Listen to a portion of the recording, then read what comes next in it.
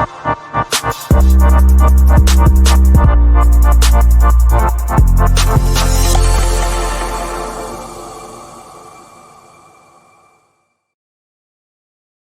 Sobat Milenial dan Gen Z, kembali di program Ngobrol Seru bersama saya, Eko Ardianto, jurnalis IDN Times, yang kali ini akan membahas soal pemilu tahun 2024. Tamunya sangat spesial, dan yang saya udah kenal banget dengan tamu ini, sudah semenjak tahun 98, mulai jadi wartawan. Beliau ini pernah aktif di partai yang lama, kemudian bergabung di partai Gerindra, dan menjadi sekjen untuk 2 periode dan kini menjadi wakil ketua MPR.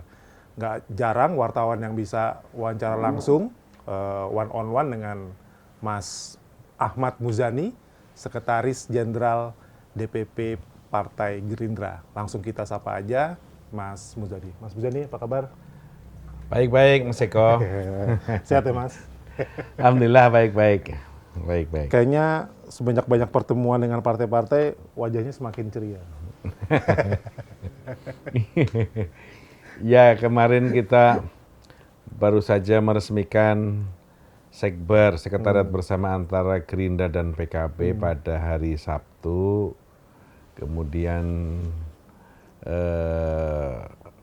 baru kemarin kita menerima teman-teman dari Nasdem memberi ucapan selamat atas peresmian kantor bersama itu dan seterusnya dan seterusnya. Ya itulah, politik selalu dinamis, politik selalu mencari jalannya sendiri. Kadang-kadang kami pun terkaget-kaget dengan jalan politik. Karena itu saya dan kawan-kawan sebagai orang yang sedang melakoni jalan politik itu juga harus selalu siap, selalu dalam keadaan dan situasi apapun. Wah. Sebelum masuk lebih dalam, Mas, dan tadi Mas bilang harus selalu siap. Nah, sekarang saya pengen melakukan rapid test, Mas. Jawab cepat. Mas harus segera bisa menjawab. 5 soal aja, Mas. Pertanyaan pertama, Mas. Pilih olahraga apa makan rendang? Olahraga. Pilih merah atau hijau? Hijau. Pilih kuning atau biru? Teng tong. Biru. Pilih IKN atau Jakarta? IKN. Pilih terbuka atau tertutup? Terbuka. Oke, jadi itu jawabannya, teman-teman milenial Gen Z. Udah pasti ada nuansa-nuansa politisnya. Nuansa-nuansa politisnya nanti silakan kita akan lebih perdalam kepada Mas Muzani. Mas Muzani, kembali ke tadi yang ke soal peresmian Sekber antara Gerindra dan PKB. Dalam pertemuan itu sebelumnya kan sempat ketemu di Kertanegara, bahkan sudah disampaikan bahwa PKB menyampaikan hasil Ijtima Ulama yang mencalonkan Mas Muhaimin untuk menjadi cawapresnya Pak Prabowo. Kira-kira kapan sih Gerindra dan PKB ini bisa ya, sebelum Pak Prabowo dan Pak Muhaimin meresmikan Sekber, itu kan keduanya bertemu di Kertanegara nomor 4. Kebetulan saya mendampingi. Dalam pertemuan tersebut Pak Muhaimin menyampaikan hasil Ijtima Ulama Nusantara, yang salah satu hasilnya adalah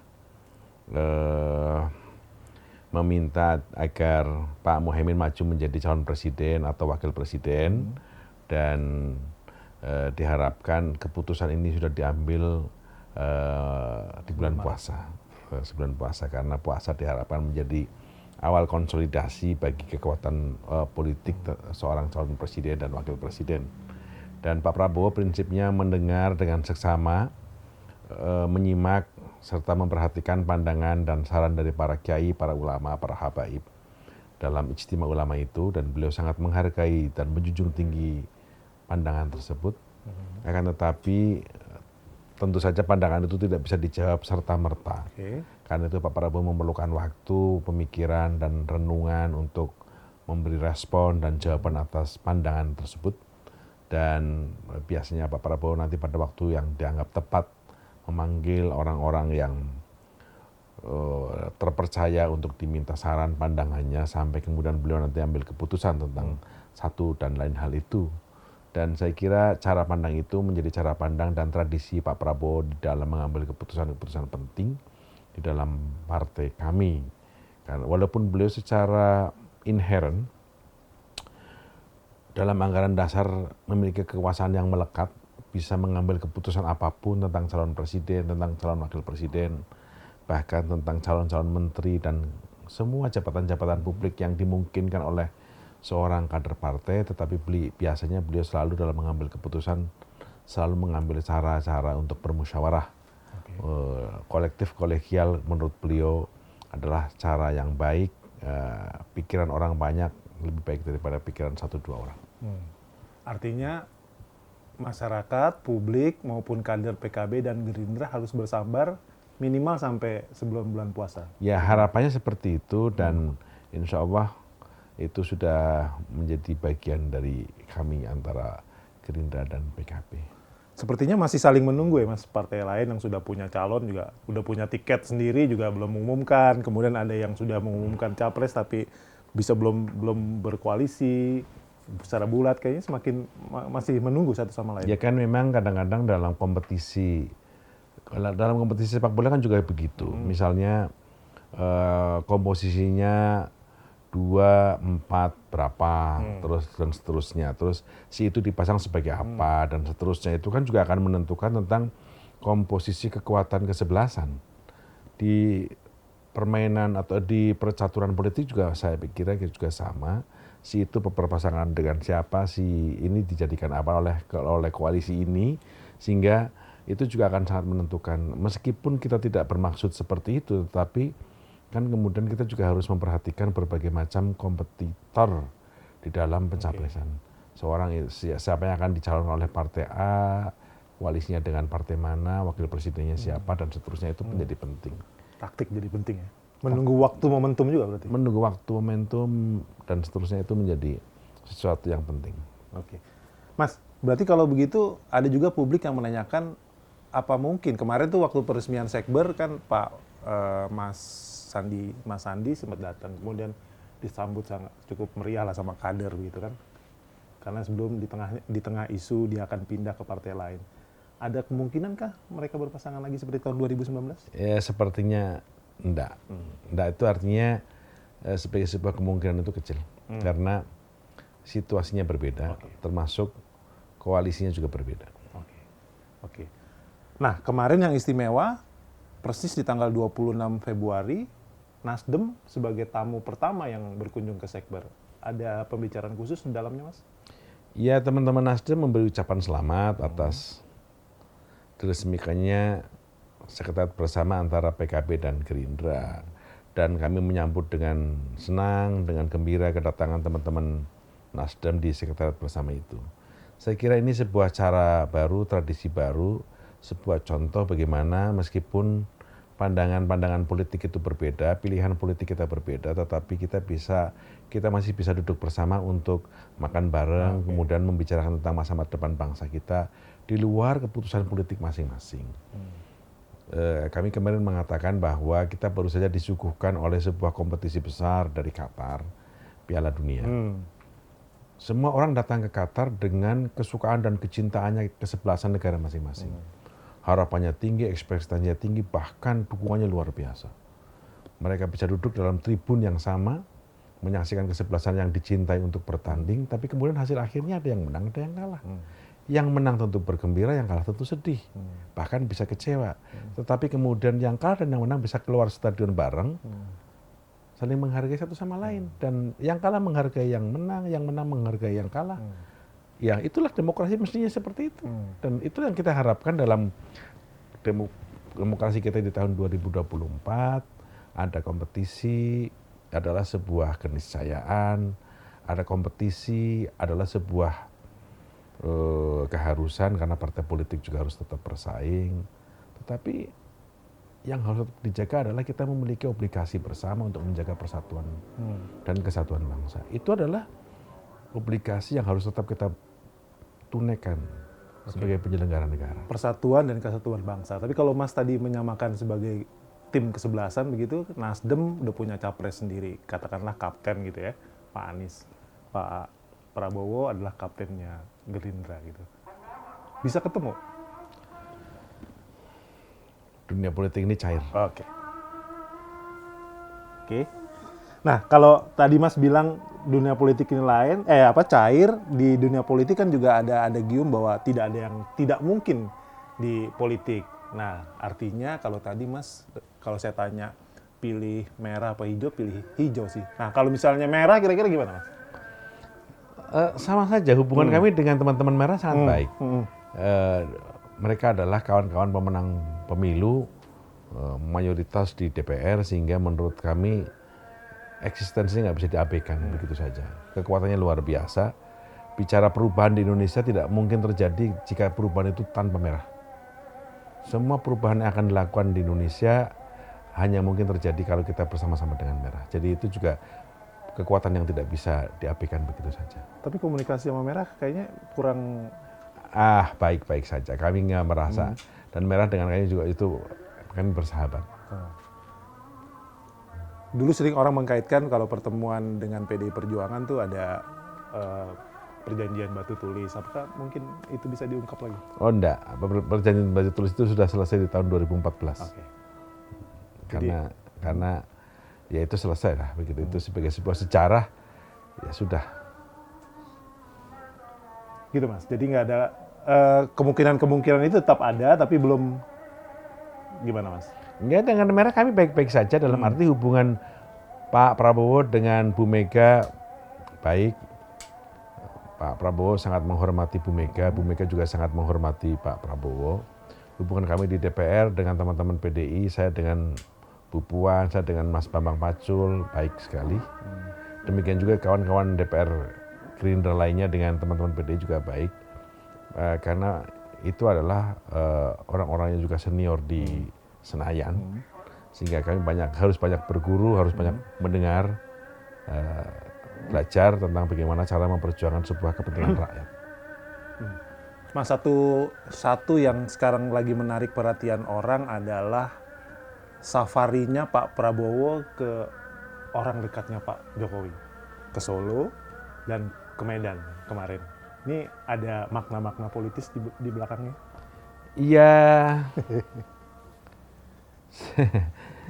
sebenarnya itu bukan itu, itu sebuah kegiatan yang sudah lama direncanakan. Oke.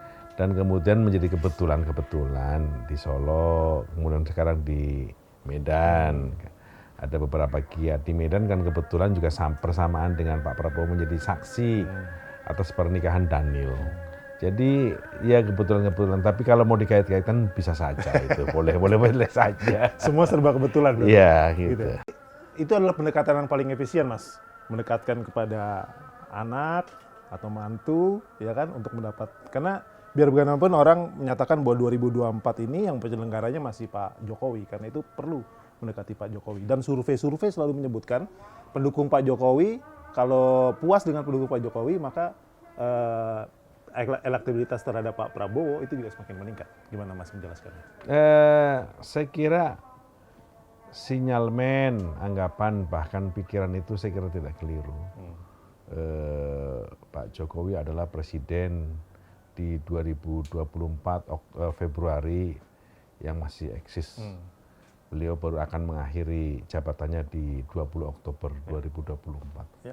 Beliau dan seterusnya, sehingga tidak bisa menafikan posisi dan kekuatan beliau.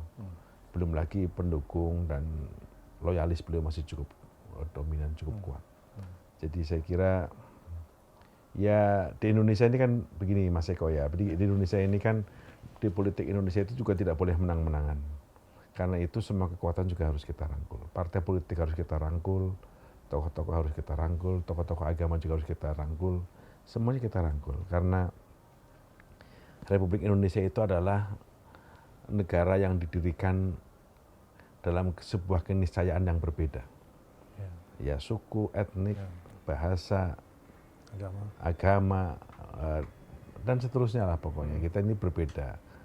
Tapi karena itu ketika kita mau menjadi pemimpin di antara mereka, yang harus kita sadari betul adalah bahwa kita akan menjadi pemimpin dari orang yang sesungguhnya berbeda-beda. Ras, suku, dan seterusnya. Karena itu ya kita harus merangkul semua kekuatan itu. Tidak boleh ada yang merasa diaktirikan atau diabaikan. Ya, itu sebabnya kemudian Pak Prabowo melakukan semua tindakan yang bisa dianggap bisa mempersatukan mereka. Dan itu yang terus-menerus didengungkan oleh beliau. Karena sesungguhnya persatuan dan kesatuan bangsa sesuatu yang mahal. Memang kelihatannya ringan.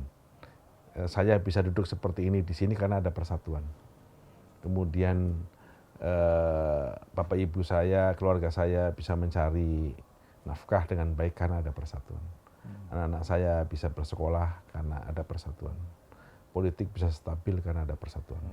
Bayangkan kalau nggak ada persatuan, lihatlah negara-negara yang persatuannya menjadi problem serius. Tidak ada orang yang bisa duduk dengan tenang di rumahnya masing-masing. Apalagi keluarganya mencari nafkah dan seterusnya. Jadi persatuan itu paling gampang diucapkan, tapi sesungguhnya tidak gampang juga untuk terus dipertahankan. Karena itu semua stakeholder bangsa harus bukan hanya berhenti dalam statement, tapi ya Pak Prabowo selalu mengajarkan kepada kami menjaga persatuan itu kadang-kadang harus menghilangkan gengsi, harga diri, termasuk ya pokoknya yang begitu-begitulah, gengsi, harga diri, terus merasa benar sendiri, enggak usah. Kadang-kadang seperti itu, karena itu harga persatuan itu menghargai orang lain, harga persatuan itu adalah mengalah atas keyakinan yang kita merasa benar. Harga persatuan itu mengalah bahwa kita itu juga akhirnya harus menghormati yang lain-lain, kira-kira seperti itu. Kalau kembali ke pertanyaan tadi, perlu dukungan dari Pak Jokowi itu kalau di skala Mas 1 sampai 10 kira-kira bagi Gerindra atau bagi Pak Prabowo untuk pemilu 2024 dukungan Pak Jokowi itu di skala nomor berapa? 1 sampai 10. Karena pendukung Pak Jokowi pasti akan besar sekali. Ya bisa menjadi nomor 1, bisa menjadi nomor 2 atau nomor 3. Bisa menjadi nomor 1 kalau itu dianggap sebagai sebuah syarat utama. Tapi itu kan belum cukup karena partai kan belum ada. Ya. Tapi artinya dukungan bisa pertama, partai kemudian bisa datang dengan sendirinya. Atau bisa nomor 2 karena partai sudah ada, Pak Jokowi akhirnya juga mendukung dan seterusnya. Tapi tetap perlu dan penting. Artinya tetap di atas 1 sampai 3 besar Mas ya? Iya. Nah kalau PKB Mas, apakah memang strategi dari awal Gerindra tuh ingin merangkul atau meraih suara dari suara kalangan NU? Dalam sejarah Pak Prabowo maju sebagai calon wakil presiden dan wakil presiden sejak pemilu 2000, sejak Pilpres 2009, 2014, 2019, kami sudah pernah berkoalisi dengan semua partai yang ada sekarang ini. Satu-satunya partai yang belum pernah kami koalisi itu dengan Partai Kebangkitan Bangsa. Oh gitu. 2009 kami dengan PDIP, 2014 kami dengan Golkar, PAN, PKS, P3, Pak Hatta ya. kemudian 2019 kami dengan PKS dan PAN lagi. Ya. Jadi hanya dengan PKB kami belum pernah. Jadi Belum pernah dari awal gitu ya? belum pernah berkoalisi dalam kerjasama politik. Dan inilah sejarah kerjasama politik pertama kami dengan PKB yang kami merasa punya keyakinan akan menang. Karena mungkin tuah PKB 2009 PKB dengan Pak SBY menang. 2014 PKB dengan Jokowi JK menang. 2019 Jokowi dengan Ma'ruf Amin ada PKB menang. Nah 2024 Gerindra ada PKB, insya Allah menang. Jadi itu ya, mantranya itu ya. Iya. Mantranya itu Mas ya. Karena memang NU-nya kuat Mas ya, itu yang jadi dasar. Apa kira-kira? Ya saya kira kita tidak bisa menafikan bahwa mayoritas Muslim itu adalah NU dan NU itu representasi politiknya adalah PKB, meskipun tidak selalu, tapi representasi politiknya adalah PKB. Oke. Kembali ke soal PKB Mas dan NU, apakah ada kemungkinan nanti cawapresnya itu juga dari kalangan NU? Di luar nama Pak Muhaimin misalnya? Mungkin sekali, mungkin sekali karena NU kan besar dan mereka memiliki kader-kader terbaik yang juga cukup mumpuni untuk memimpin bangsa, memimpin negara dan menjadi orang-orang yang memiliki pengaruh yang besar sehingga Pak Prabowo juga sangat memperhatikan satu persatu. Ya Pak Muhaimin dan seterusnya menjadi pusat konsentrasi kami di situ. Di beberapa survei sering pasangkan dengan Mbak Khofifah, Pak Prabowo? Iya, ya, ya itu sesuatu yang sah-sah saja kita bicarakan. Tapi persoalannya kan begini, siapapun wakil Presiden. presiden yang akan kita usung bersama PKB dalam perjanjian kerjasama politik antara Gerindra dan PKB, Pak Prabowo dan Pak Muhaimin memiliki hak prerogatif untuk menentukan nama dari koalisi itu, baik presidennya ataupun wakil presiden. Sampai sekarang koalisi Gerindra dan PKB belum memutuskan nama calon presiden, apalagi nama calon wakil presiden. Pak Prabowo calon presiden dari Partai Gerindra, bukan koalisi Gerindra PKB. Pak Muhaimin juga nama calon presiden dari Partai PKB, bukan wakil presiden. Kira-kira. Bahwa ada harapan dua-duanya berharap. Gitu. Clear. Nah, satu lagi Mas yang lagi rame sekarang ini, orang kemarin pertemuan di Solo mungkin sempat bicara soal Kaisang, karena Kaisang tiba-tiba tertarik pengen jadi politik. Gerindra ada tawaran terhadap Kaisang? Iya, ini kan putra bungsu Pak Jokowi, Kaisang ini orang yang begitu giat dalam dunia anak muda ya. Kemudian dia bisa mencuri perhatian anak-anak di kaumnya, jadi saya kira menarik. Karena itu ketika ia berminat aktif dalam dunia politik, banyak partai yang berharap bisa bergabung. Termasuk kami Gerindra berharap ya kalau Kaisang mau aktif dalam politik, tentu saja barangkali Gerindra bisa menjadi salah satu pilihan. Terbuka artinya? Terbuka. Nah, apakah ini bagian yang, karena besok, Februari besok, Gerindra akan berusia 15 tahun, usia yang masuk masih muda, bahkan ya samalah dengan generasi Gen Z gitu Mas. Apakah ada kejutan nanti, termasuk misalnya ada anggota-anggota baru? Ya, kita ulang tahun yang 15 pada tanggal 6 Februari. Pak Prabowo minta agar perayaan ini diselenggarakan lebih semarak di daerah-daerah, tapi untuk pusat kita selenggarakan secara sederhana, secara hikmat di kantor Partai Gerindra di Ragunan. Tapi di DPP, di daerah-daerah beliau diselenggarakan, minta agar diselenggarakan secara semarak, tetap memberi perhatian dan pengabdian kepada masyarakat, tak boleh henti. Dan ya kita lihatlah nanti kita sedang apa yang kejutan apa yang akan kami berikan kepada masyarakat, tetapi yang penting kami bersyukur di usia 15 tahun itu kami masih diberi kekuatan untuk tetap berbakti kepada bangsa dan negara. Dan kami mohon doa, mudah-mudahan kita terus diberi kekuatan, kesabaran, supaya kami bisa tetap memberi yang terbaik kepada masyarakat, kepada bangsa dan negara kita. Kalau bicara tentang target pemilu legislatif, Partai Gerindra memasang target berapa? Ya, kita ingin menjadi pemenang, karena itu tagline kami Prabowo Presiden, Gerindra menang. Prabowo Presiden, Indonesia menang. Pemenang itu artinya Pak Prabowo bisa terpilih menjadi presiden. Gerindra menang itu artinya kami bisa menjadi kekuatan mayoritas di DPR, karena Pak Prabowo jadi presiden tanpa didukung support oleh kekuatan parlemen yang memadai, tentu saja akan kerepotan. Karena itu tagline Prabowo Presiden, Gerindra menang itu adalah sesuatu yang sudah lama kita dengungkan dan sudah lama kita perjuangkan. Harapannya dengan Prabowo Presiden, Gerindra menang, Indonesia yang akan menang.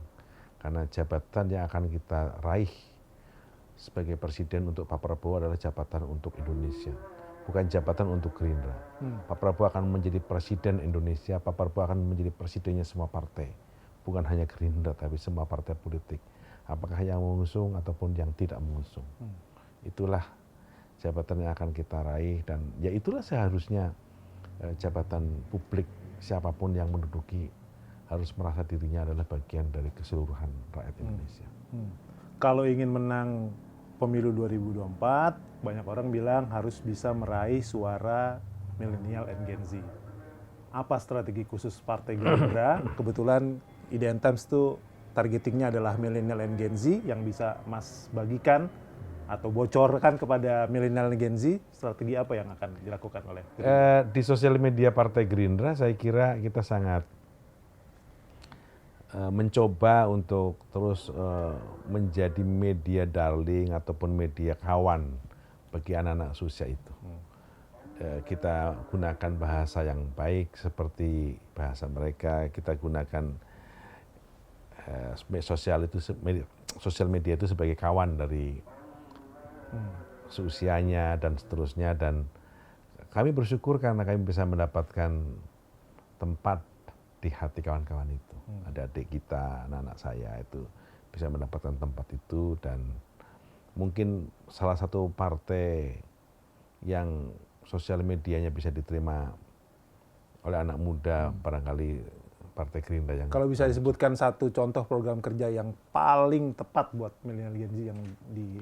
Perhatian terhadap anak-anak muda, kemudian perhatian yang kecil-kecil tentang kita tanya tentang apa, kemudian kita kasih hadiah coklat, tiba-tiba kita ngasih hadiah ulang tahun pada waktu mereka berulang tahun, kemudian siapa yang hari itu bisa memberi contoh, mencium tangan emaknya kita kirim handuk, misalnya seperti itu.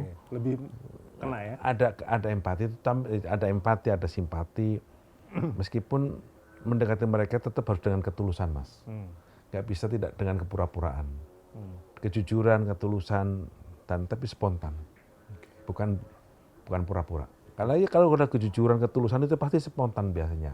Kepura-puraan itu pasti akan oleh mereka akan ditolak. Itu saya lihat salah satu watak generasi anak-anak adik-adik kami, adik-adik saya, bahkan anak saya, itu adalah itu kejujuran, spontanitas, dan ketulusan itu dan pemimpin itu ujian dari pemimpin ke depan. Partai politik harus seperti itu. Catat, milenial Gen Z, catat pernyataan Pak Sekjen tadi ya. Kalau dihubungi tiba-tiba sosial medianya segera respon, dan itu memang program kerjanya dari Partai Gerindra. Mas, sebelum saya pertanyaan terakhir, tadi saya agak lupa, soal nanti ajang pemilihan presiden, apakah Partai Gerindra atau Prabowo nanti akan maju ke ajang Pilpres, siap berhadapan dengan calon presiden yang akan diusung oleh PDI Perjuangan? Ya, siapapun kompetitor Pak Prabowo pasti kita harus siap. Siapapun nama yang akan diusung oleh partai manapun, termasuk PDI Perjuangan Bu Mega. Karena sejatinya kan kompetitor itu harus ada, karena harus minimal 2 kan, ya, minimal 2 gitu. Dan ya insya Allah kita siap, meskipun dengan berbagai macam kita sudah siap. Siap itu artinya dalam suasana dan situasi apapun kita bismillah, kita siap. Siapapun lawannya. Siapapun lawan. Baik. Baik, demikian milenial Gen Z. Satu hal yang paling penting dalam politik, orang sering bilang politik adalah seni, yang disampaikan oleh Pak Ahmad Muzani, Sekjen Partai Gerindra, masih sangat bagian dari seni. Nanti akan kita lihat pada Oktober ketika penentuan calon presiden dan calon wakil presiden sesuai dengan yang ditanggalkan oleh KPU. Demikian ngobrol seru kita kali ini. Kita ketemu lagi di ngobrol seru berikutnya. Terima kasih.